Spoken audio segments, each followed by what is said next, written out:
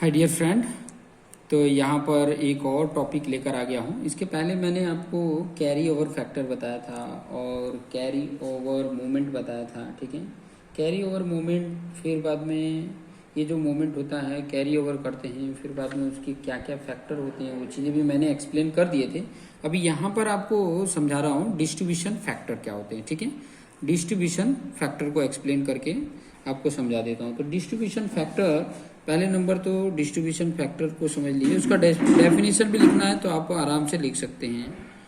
Distribution factor, तो distribution factor जो होता है वो उस मेंबर का, मतलब एक मेंबर का जो स्टीफनेस होगा, stiffness of one member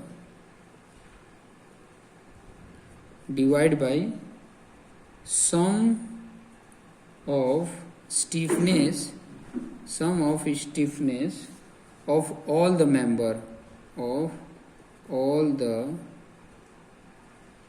members, ठीक है। मीटिंग एट अ पॉइंट,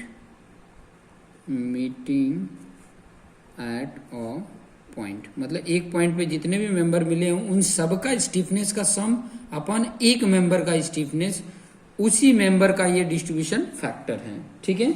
जिसको शॉर्ट में ये डीएफ बोलते हैं और इसका आ जाता है स्टिफनेस को के से इंडिकेट करते हैं और ये क्या आ जाएगा, समीशन के आ जाएगा, ठीक है। सभी जितने भी हैं उनका सम आ गया। तो ये चीजें याद रखेंगे। इससे जुड़ी हुई इंपॉर्टेंट पॉइंट मैं आपको एक्सप्लेन कर देता हूँ। इसका इंपॉर्टेंट ना, बहुत ही इंपॉर्टेंट रोल आता है जब जो कॉलम और बीम एक साथ उसका जब डिजाइनिंग किया जाता है ना, ठीक है, कॉलम बीम का एक साथ जब डिजाइनिंग किया जाता है तब इसका इंपॉर्टेंट होता जाता है, ठीक है।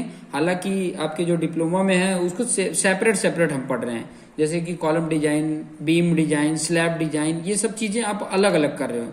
लेकिन जब कंबाइन में इसकी डिजाइन करनी होती है एक साथ, जैसे कि G+3, G+4, ये सारे डिजाइनिंग करनी होती है, तो वहां पर इंपॉर्टेंट रोल ये डिस्ट्रीब्यूशन फैक्टर का होता है, ठीक है। डिस्ट्रीब्यूशन फैक्टर का इंपॉर्टेंट रोल होता है कि जैसे कि मैं मान लो कि ये इस प्रकार से एक बना रहा हूँ, ठीक है, ध्यान से देखना हूँ। ये इस प्रकार का मान लो एक यहाँ पर फिक्स, ठीक है, फिक्स एंड है, एक यहाँ पर है फिक्स एंड, ठीक है। जैसे मान लो कि ये कॉलम हुआ, ये बीम हो गया, ठीक है। एक और कोई मतलब बीम यहाँ पे आ गया, इस तरीके से, मतलब एक एग्जाम्पल तरीके से बता रहा हूँ, ठीक है। और एक यहाँ पर आ गया, ठीक है। यहाँ पर मैंने 4 बता दिए। मान लो ये ए है, ये बी है, ये सी है और ये डी है, ठीक है। ये एंड की बात बता रहा था, A B C D and, और सभी जगह सभी एंड पे ये फिक्स बीम है, यहाँ पर फिक्स नहीं है, ठीक है। तो इसका जो डीएफ होगा, जैसे कि इसकी वजह से इसके अंदर ये इस तरीके से डिफ्लेक्शन होगा, इस तरीके का आएगा डिफ्लेक्शन, इस तरीके का आएगा डिफ्लेक्शन, इस तरीके का, ठीक है, इस तरीके का होगा। नॉर्मली ये डैश डैश बताना है लेकिन ऐसे चलेगा, ठीक है। अब यहाँ पर अगर देखेंगे तो अगर मान लो कि मैं इस 1 वाले मेंबर, ए वाले मेंबर का अगर मैं निकालूं, ठीक है, इस ए का अगर मैं निकालूं, ठीक है, तो इसके लिए आपका स्टीफनेस क्या होगा, K1 क्या होगा। जब फार एंड फिक्स होता है, मैंने बताया था कि जब फार एंड फिक्स होता है तो क्या होता है। तो अच्छा, इसमें से कोई एक दो को हिंज भी रख लेते हैं, जैसे एग्जाम्पल अच्छा रहेगा। मान लो इसको हिंज बना दिए, ये क्या है, हिंज है, ठीक है। एक और इसको भी हिंज बना देते हैं, ये भी क्या है, हिंज सपोर्ट है, ठीक है। ये 2 फिक्स हैं। तो अगर मैं ए को लेता हूँ, ठीक है, मान लो ये A1 है, ठीक है, तो इसका अगर मैं यहाँ पर स्टीफनेस लेता हूँ तो स्टीफनेस जब फिक्स एंड जब होता है, फार एंड क्या होता है, फिक्स होता है, तो उसका स्टीफनेस क्या होता है, 4EI/L होता है। और पहला इसको मान रहे तो 1 डाल देते थे, ठीक है। और ये किस कंडीशन के लिए था, जब एंड क्या हो, एंड ए इज फिक्स्ड है इसलिए, ठीक है। एंड बी क्या है, अगर बी के लिए अगर देखेंगे तो क्या है, फिक्स नहीं है, हिंज है, दिख रहा है ना, हिंज। तो उस कंडीशन में क्या होता है, 3EI/L। तो यहाँ 2 इसको ले लो तो यहाँ पर 2 सब हो जाएंगे। और इसके लिए क्या है, एंड बी इज हिंज, ऐसे लिख दोगे, एंड बी इज हिंज्ड। मैं ये अलग अलग पहले अभी तो इसका स्टिफनेस निकाल रहा हूँ। बहुत इंपॉर्टेंट रोल है। जब एमडी मेथड यूज करेंगे तो इन सब का बहुत इंपॉर्टेंट रोल है, इसलिए ये सब चीज़ें मैं एक्सप्लेन कर रहा हूँ। अदरवाइज मुझे कोई ज़रूरत नहीं था एक्सप्लेन करने का। हाँ, किसी किसी को ये सब चीज़ें पता है तो वो वीडियो को जो प्लेबैक है उसका स्पीड बढ़ा के अभी देख सकते हैं। फिर K3 अगर आ जाता है तो ये भी फिक्स एंड है, के सी वाला पॉइंट, तो उसका भी 4EI/L होगा। ये 3 है तो 3 सब में रख दो, एंड C इज फिक्स्ड।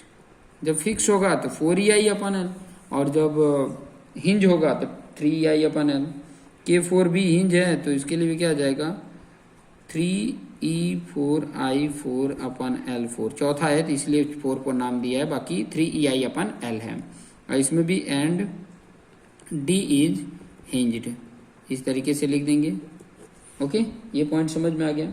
अब टोटल स्टीफनेस की अगर मैं बात करूं, यहाँ पर टोटल स्टीफनेस की अगर मैं बात करूं तो टोटल स्टीफनेस क्या हो जाएगा, यहाँ पर अगर टोटल स्टीफनेस की अगर मैं बात करता हूं तो क्या हो जाएगा, समेशन की इक्वल टू क्या हो जाएगा, K1 plus K2 plus K3 plus K4। वो क्या हो जाएगा, टोटल सम कर लेंगे तो क्या हो जाएगा, आपका निकल जाएगा। ठीक है, फिर ये जो कैरिड ओवर बताया था कि moment carried by member OA, ठीक है, अगर O मान लो ये O है, ठीक है, तो कैरिड ओवर करता है, यहाँ का जो भी मोमेंट आया होगा, ये मोमेंट क्या होगा, इस तरफ कैरी होगा, इस तरफ कैरी होगा, इस तरफ कैरी होगा, इस तरफ कैरी होगा, फिक्स की तरफ। ठीक है, हिंज की तरफ नहीं होता, फिक्स की तरफ कैरी होता है। ठीक है, तो जो भी मोमेंट कैरी होगा तो उसके लिए जब मैं DF निकालूंगा तो DF क्या होगा, K1/समेशन K होगा। ये चीज़ें याद रखेंगे, इसके बेस पे आपको समझने को मिलेगा। अब मैं थोड़ा सा एक और इम्पोर्टेंट इसमें पॉइंट यहाँ पर बता देता हूँ। ठीक है, नोट करके पॉइंट लिख लेंगे, यहीं पे साइड में बता देता हूँ, यहाँ पर साइड में बता देता हूँ, नोट करके इम्पोर्टेंट लिख लेंगे। चलिए मैं दूसरे पेज पे समझा देता हूँ, इसको रहने दीजिए, दूसरा एक पेज ले लेता हूँ, उसमें आपको एक्सप्लेन कर लेता हूँ। बहुत ही उसका काम इम्पोर्टेंट रोल है, इसलिए मैं वो चीज़ें बता रहा हूँ जो आपके काम का है। ठीक है, और वो इम्पोर्टेंट रोल ये है कि फॉर एंड सपोर्ट के लिए ध्यान देंगे तो आपको समझ में आए, फॉर एंड सपोर्ट के लिए। ठीक है, जैसे कि अगर मान लीजिए पहला मैं पॉइंट बोलूँ, नोट करके इम्पोर्टेंट लिख लीजिएगा, नोट है इम्पोर्टेंट है, इससे रिलेटेड क्वेश्चन है ऑब्जेक्टिव में बन जाते हैं। If and support is simple, अगर सिंपल है, ठीक है, एंड सपोर्ट क्या है, सिंपल है, तो उसके लिए DF की जो एक्चुअल वैल्यू आती है वो आती है 1। ठीक है, ये ध्यान रखना, DF की वैल्यू कितना लेंगे, जब सिंपल रहेगा तो 1 आएगा। ठीक है, उसके बाद से दूसरा अगर मैं बोलूँ कि इफ एंड सपोर्ट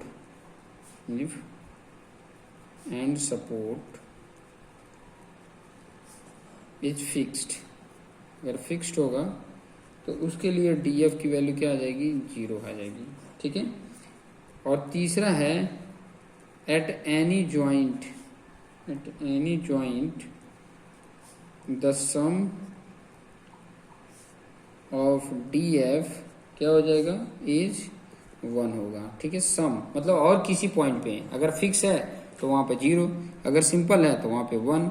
लेकिन अगर ऐसा कोई जॉइंट है जहां पर मतलब सिर्फ सपोर्ट सिंपल लगे हुए हैं, तो ऐसे जॉइंट पे दोनों तरफ का सम क्या होना चाहिए, DF का 1 होना चाहिए, सम 1 आना चाहिए। सम मतलब एडिशन करने पे क्या आना चाहिए, जोड़ने घटाने पे क्या आना चाहिए, सम मतलब जोड़ना घटाना सॉल्व करना, वो क्या होना चाहिए, 1 होना चाहिए। ठीक है, तो ये चीजें था।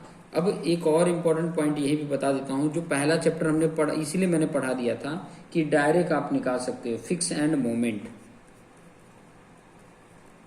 फिक्स एंड मोमेंट इसको बोला जाता है। मतलब अगर एंड मोमेंट फिक्स है तो वहां पर मोमेंट क्या होगा, एंड जो सपोर्ट है वो फिक्स है तो उसका एंड मोमेंट क्या होगा, ये चीजें पहला चैप्टर अगर फाइंड आउट किए तो डायरेक्ट आपको फॉर्मूला निकल गया था। ठीक है, और डायरेक्ट फॉर्मूला क्या निकला था, यहाँ पर अगर मैं बताऊं, जैसे कि ये आपका बीम है, ठीक है, और ये वाला जो है फिक्स है, इस तरीके से A पॉइंट है, इधर भी फिक्स है, B पॉइंट है। ठीक है, और अगर पॉइंट लोड लग रहा है, पॉइंट लोड, ठीक है, ये सब चीज़ें समझाया है। तो इसका जो M fix end moment A B के लिए, ए से बी के लिए अगर जो लेते हैं, ये एल है, ठीक है, एल जितना है स्पान, तो क्या होता था माइनस डब्ल्यू एल अपॉन 8। ये चीज़ें आप देखे होंगे, तो वो चीज़ें मैंने समझाया था, ठीक है, कि इतना आ रहा था, हमने डायरेक्ट वैल्यू सॉल्व कर लिया था। लेकिन अगर आप बिना वैल्यू के इसको रखेंगे तो ये आता था। देखो, आपको अगर समझना है तो आपको समझ में आ जाएगा किस तरीके से इसका ये वाला मोमेंट हम फाइंड आउट करते थे ना, ये वाला, तो एम ए फाइंड आउट करते थे या एम बी ए, तो वही होता था, ठीक है।